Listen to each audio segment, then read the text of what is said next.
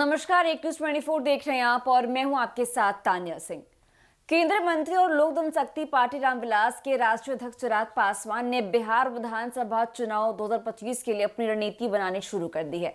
सबसे पहले उन्होंने पार्टी संगठन में बड़ा बदलाव करते हुए बिहार के सभी जिला प्रभारियों और सह प्रभारियों को उनके पदों से हटा दिया है। जी हां, इस फैसले की जानकारी पार्टी के बिहार प्रदेश अध्यक्ष राजू तिवारी ने दी है। आपको बता दें कि उन्होंने ये भी बताया है कि जल्द ही नई जिला कमेटी का गठन भी किया जाएगा। वहीं चिराग पासवान ने इस काम की जिम्मेदारी अपने जीजा और जमुई के सांसद अरुण भारती को सौंपी है। पार्टी के शीर्ष नेता लोकसभा के शीतकालीन सत्र के कारण फिलहाल दिल्ली में हैं, लेकिन इस सत्र खत्म होने के तुरंत बाद एक अहम बैठक भी बुलाई जाएगी, जिसमें से नए प्रभारियों और सह प्रभारियों के नाम भी तय किए जाएंगे। साथ ही इस बैठक में बिहार विधानसभा चुनाव 2025 के लिए पार्टी की व्यापक रणनीति पर भी चर्चा होगी।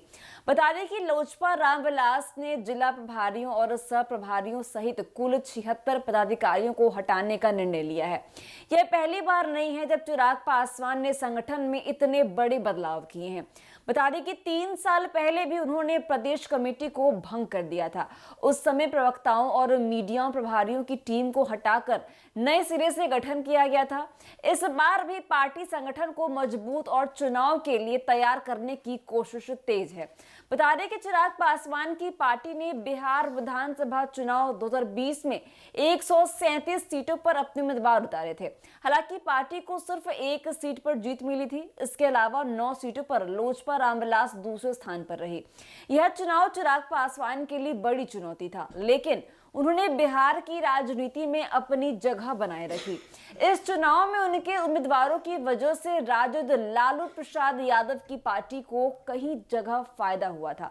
वर्तमान में चिराग पासवान की पार्टी बिहार में मजबूत स्थिति में नजर आ रही है और इसका अंदाजा हाल ही में हुए लोकसभा चुनाव 2024 से लगाया जा सकता है। बता दें कि लोजपा रामविलास ने 5 सीटों पर चुनाव लड़ा और सभी सीटों पर जीत हासिल की। इस 100% स्ट्राइक रेट ने पार्टी की ताकत को और भी बढ़ा दिया है। इस सफलता के बाद पार्टी का मनोबल काफी ऊंचा है और यह विधानसभा चुनाव में भी दमदार प्रदर्शन करने की तैयारी में है।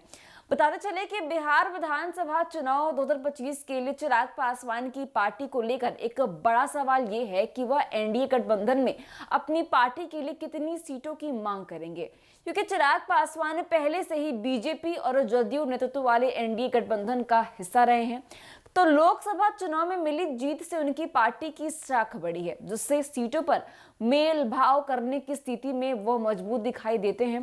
बता दें कि चिराग पासवान की पार्टी ने अपनी तैयारी पूरी तरह से शुरू कर दी है और संगठन को मजबूत बनाने के लिए आक्रामक रुख भी अपना लिया है। उनके नेतृत्व में पार्टी 2025 के चुनाव में बेहतर प्रदर्शन करने की उम्मीद कर रही है और अब देखना यह होगा कि चिराग पासवान और उनकी टीम किस तरह से रणनीति बनाकर बिहार में अपनी पार्टी की पकड़ को और मजबूत करती है। तो फिलहाल के लिए बस इतना ही। ऐसी तमाम खबरों के लिए देख रही एक न्यूज़ 24। धन्यवाद।